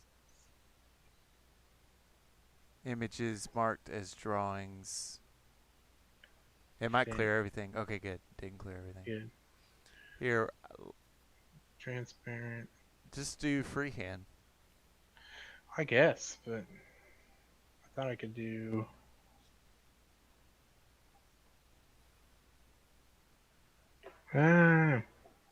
Freehand. Are you done with your turn? Yes. Okay, you're just drawing. Cool. Brock, you're up, bud. All right. So back to my. I'm wondering if, since he's attacking everybody, if I can just. I'd like to check the door. I'd like to see if it's unlocked. Okay. You look at the door. You see just before you kind of go in and touch it that there is a keypad off to the right, and there is a door handle on the left of the door. So you see it's kind of a giant door, kind of like what you would see at a big walk-in freezer, and it's got a little like oversized handle there on the left side of you, and then the right side on the wall is a little keypad. So are you trying to pull open the door? Are you trying to? Yeah, I think I don't think I have the cognitive fortitude to be able to figure this out. So I'm gonna just try to use brute strength and yank this door open, like manhandle it open. Give me a strength check, or athletics, I guess, or just a strength. Okay, athletics. He's a monster. At first, it definitely was locked. You could feel it was locked, but you are able to manhandle it, and it buckles enough where it opens, and you can rush in if you so choose. Oh, you know what's crazy? It's actually higher than that, because a level 20 barbarian, instead of rolling a d20, they can just use their strength score, and his strength score is 24. So it's 24 plus 6 plus 7. So that's 37. That's insane. So very, very strong. Insane. So I guess I would do it. So I have another move, right? So yeah, that was your action. You can use your movement now. So I'm guessing I would wave at Elroy and be like, "Hey, are you interested in coming inside with me? Or are you just gonna stay out here and tentacle these guys the I'll give entire you the time. thumbs up if you look back at me. Okay. So yeah, so I'm waving you on, telling you you need I'll find my way inside. to. Okay. Said I just don't want to leave you out here. Is the thing. I'll be fine. Um, and I'd like to get this. We just need the technology from this guy, so to be able to go fight the kaiju. So we really just need to get to this individual. All right, so I'm gonna go ahead and I'm trying to remember how much damage this guy in front of me has. The guy next to you, Yeah. he looks kind of beaten up, but still pretty hardy. So I'm gonna try to clear the doorway in case you change your mind, and I want to go ahead and I'm gonna do a. I don't enter the building just yet. It is unlocked now, so I'm just gonna go ahead and use a two-handed swing at this guy. Cool. Try to see if maybe I can get a finishing blow out of him. Finish him. That hits. Okay. 17. 17. Okay, anything else? Let's see. And I want to go ahead and yeah, I'm gonna take another swing at him as well while Okay. I'm at it. Yeah, I'm just gonna do just a back and forth type of. Okay. 15. Alrighty. 17. I can't count. Yes, 17.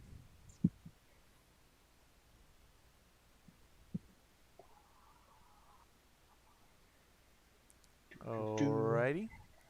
You kind of sweep back and forth, and he's starting to look pretty beaten up and winded, but just got a little bit of fight left into him. And he just kind of says, "I can't believe you ripped their door off. Don't go in there." You're so freaking strong. So What freaking the strong. No, I'm swinging this axe. I should have just punched him. I made that door in craft time. How dare you? heck? Okay. Are you moving in there? Yeah, I tried to see if I could take him out. Couldn't take him out, so I'm gonna go ahead and run inside. So the only thing about running inside is it's going to invoke what's called an attack of opportunity because you are leaving his melee range. So if you're fine with him taking a swipe at you as you're running away, He will be at disadvantage. he will be at disadvantage. I will be at disadvantage. No, he will be. Okay. Because he's restrained by my tentacles. And you're fine with me running in here. You're not trying to. Yeah. Okay, then yeah, I'm gonna go ahead and run in. All right, he takes a swipe at you with his riot thing. He misses. And you can move your character token, Risky Biscuit, down here to the bottom left to where I made that little mark with a dot with the paintbrush for some reason. Should have done this. Down here, bottom left. Okay, let me You kind of enter like a little Sally Port kind of area here. Okay. As you rush in, you see that it's a pretty open area in front of you, but there's like another little door. It's just like a little like slidey glass grocery door. So you're in this little bay area by yourself. You do see directly in front of you some sort of two kind of robot creatures is all kind of I'll tell you. And then Okay. it looks like past those two robot creatures, it's kind of this big open lab area. So there's a lot of random, strange-looking technology, and then past that, it looks like another room.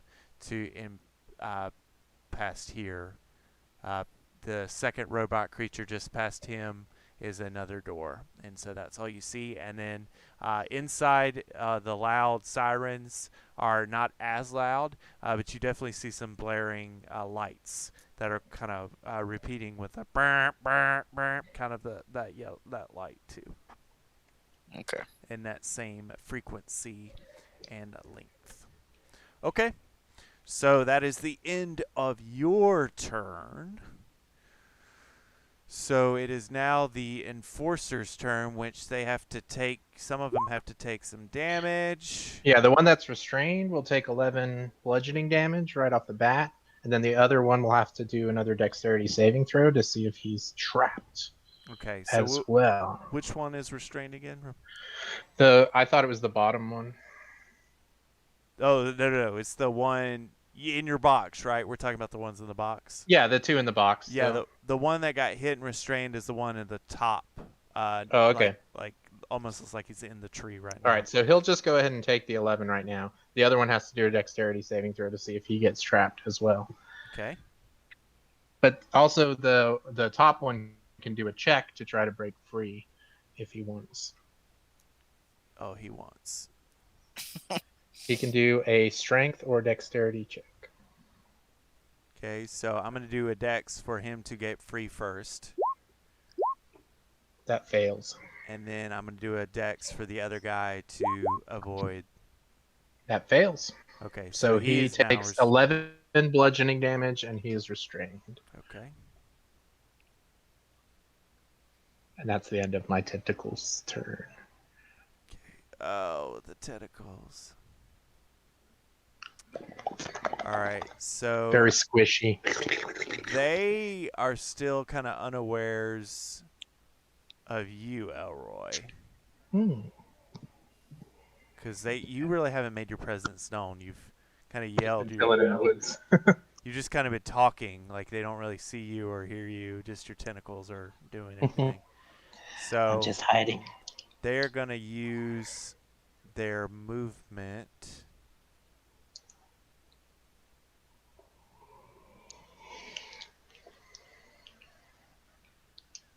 I don't think they can use. Okay. These guys are restrained, right? So they ain't going nowhere. Yeah, their movement is 0. They're gonna rush me. They're trying to. Okay, so the one guy that popped out over here, he is using his dash action and all of his movement to get to the doorway, but he is not able to go in the doorway. Does your spiritual tentacle thing doesn't get a attack or opportunity, does it? No. Okay. So he will then move in away from your tentacle, and he's able to go through the door and run up behind Barack and swipe him in the back with his thing.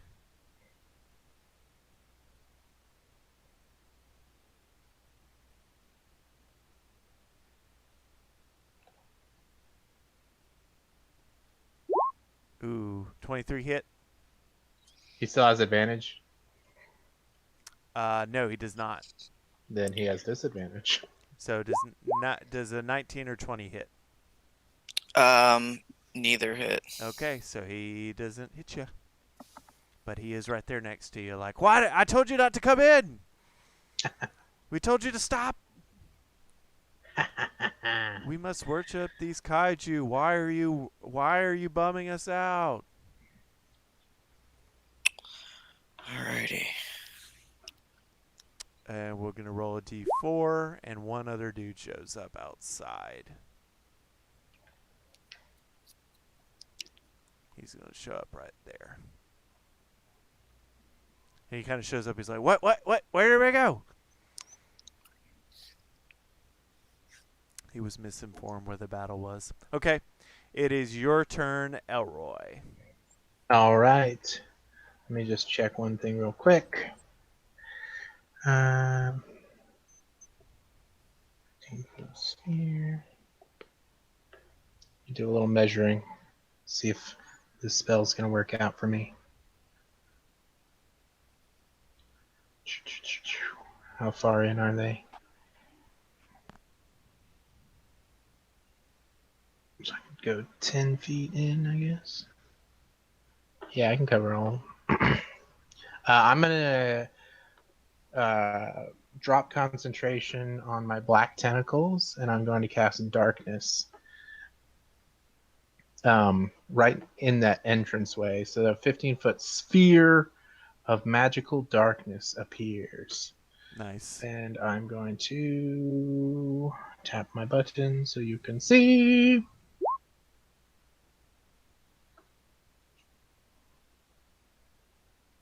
And let me just mark off that spell. Okay. Spell save 14. I don't think there's a save. It's just dark. It doesn't do anything okay. to them. So now an area that's like this out in front, but also it goes into the doorway a little bit too. And I am going to sprint through the door because I have an Eldritch Invocation that lets me see through magical darkness. So I am not hindered at all. You, Barack, don't know what the hell's going on. It immediately got dark around you. Suddenly it's dark. And I'm going to go here behind Brock, where I will stay for the moment. And then I'll bonus action. I'll have my tentacle, just for funsies. He'll attack this guy, actually. The one he's next to here. Okay. And they no longer have black tentacles. I think I mentioned that. Dang. Yep. Whoa, a critical. That's Nice. 18 cold damage. For the guy next to. Yeah, the one next to the tentacle right now, the sort of middle guy. Okay. And I'll end my turn. Yeah, so the darkness gets to the space that we're all on in the doorway, but it doesn't extend any farther into the room. Okay. So that guy dies. I'll move him away. Oh, sweet. And it's your turn, Barack. It got completely dark next to you. Or around you. So I can't see anything. Okay. It's totally dark. Sorry, mate. You remember before it I got couldn't dark? risk taking all those opportunity attacks. There was like a cheap plexiglass kind of grocery store style window door in front of you, and then a big open room, and then where you came from. Okay. So. Which is also currently open and unlocked. Okay. So I am going to, because I don't know what's going on, and I just know that I did get attacked from behind. Mm-hmm. So I'm just going to take a blind swing. Behind. You know what? Well, yeah, I'm going to try to. You normally would get disadvantage, but because of Foresight, it would just be a neutral roll. Because advantage and disadvantage cancel each other out. So yeah, I just remember this guy the one that rushed in behind me, who tried to attack me, but he missed. So I know he's there. So I at least know. I don't think I'm aware that you're there, but I am aware that Probably this guy. not.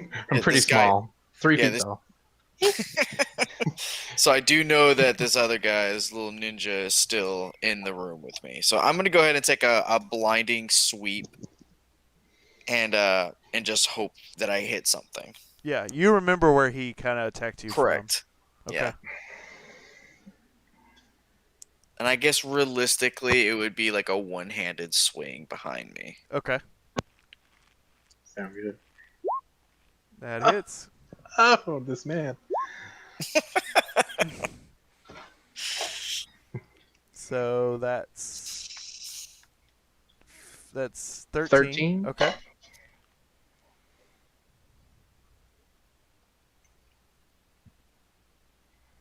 So I'm facing towards the door, like that I came in through now, right? I'm assuming. Yeah. No, you're not facing the door you came in through. You were facing the inside of this chamber. Your back is facing where you came through.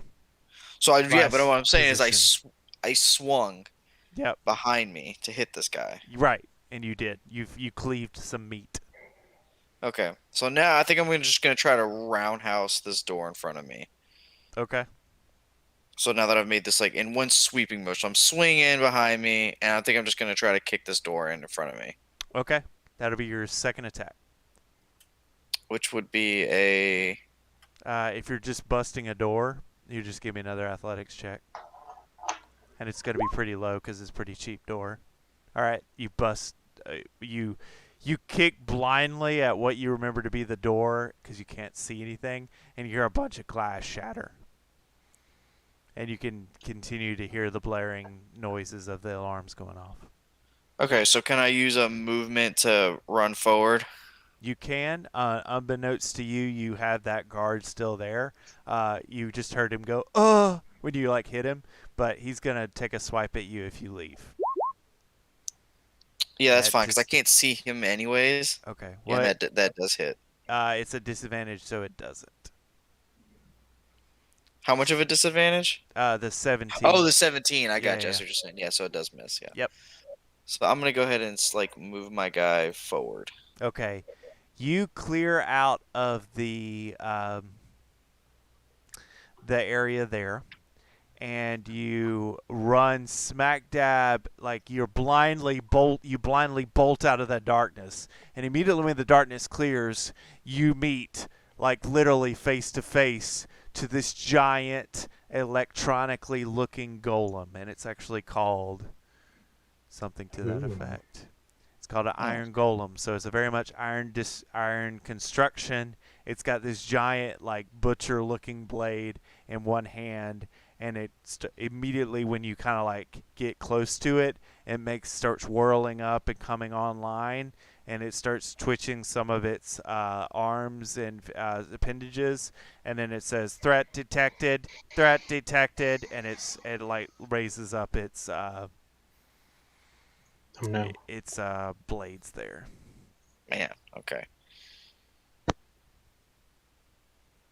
Okay. Anything else for you?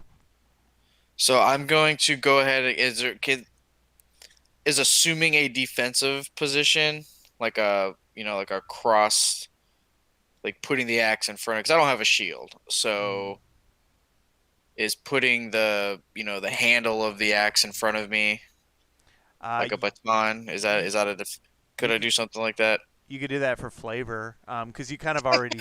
Flavor. Yeah, you've kind of already done most of your. I think he gets one more berserker attack, right? Be a zombie. Or is he out of? Because basically one of your attacks is against the guard and the door. Correct. So So those two. Yeah, so I think you're spent on what you can do action wise. Yeah. So. But you can, you can definitely just kind of hold up the axe, like showing him you mean business.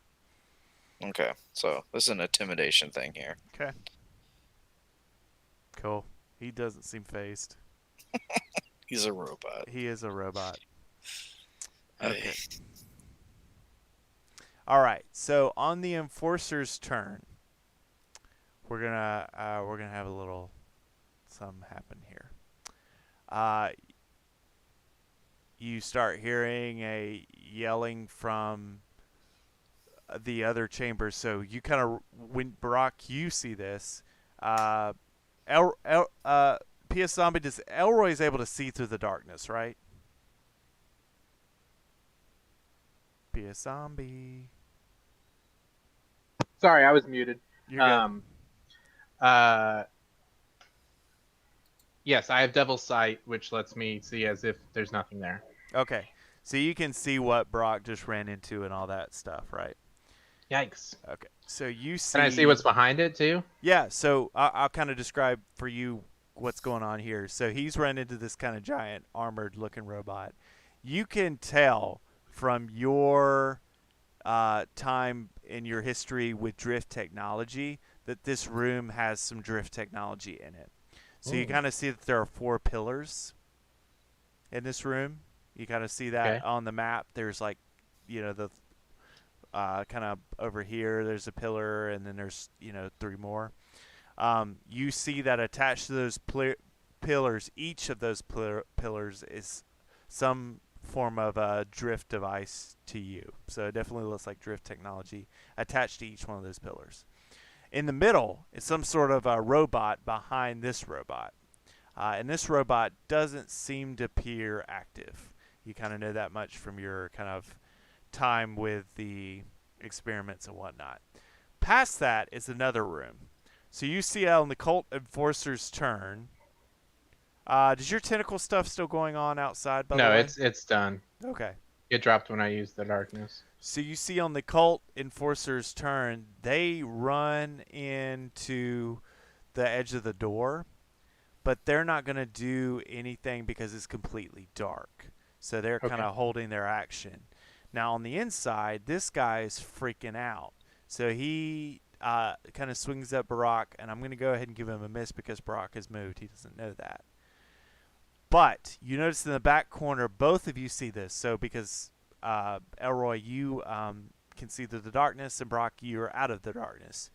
You can see that a older-looking gentleman comes through a sliding glass door, holding up both hands. Now this guy looks to be very old, and this picture here is not him. This picture is actually Goboleth from one of the scientists from the movie. So the reason that his picture is there is something that, well, I will have to explain later. But that kind of gives you an idea of what he looks like. He sort of looks like that picture, but imagine that guy, but 20 to 30 years older. Definitely looks a lot very aged and kind of decrepit looking. He walks out and he's holding his hands up and he goes, "Enough! Enough! Enough!" And then you see him kind of taps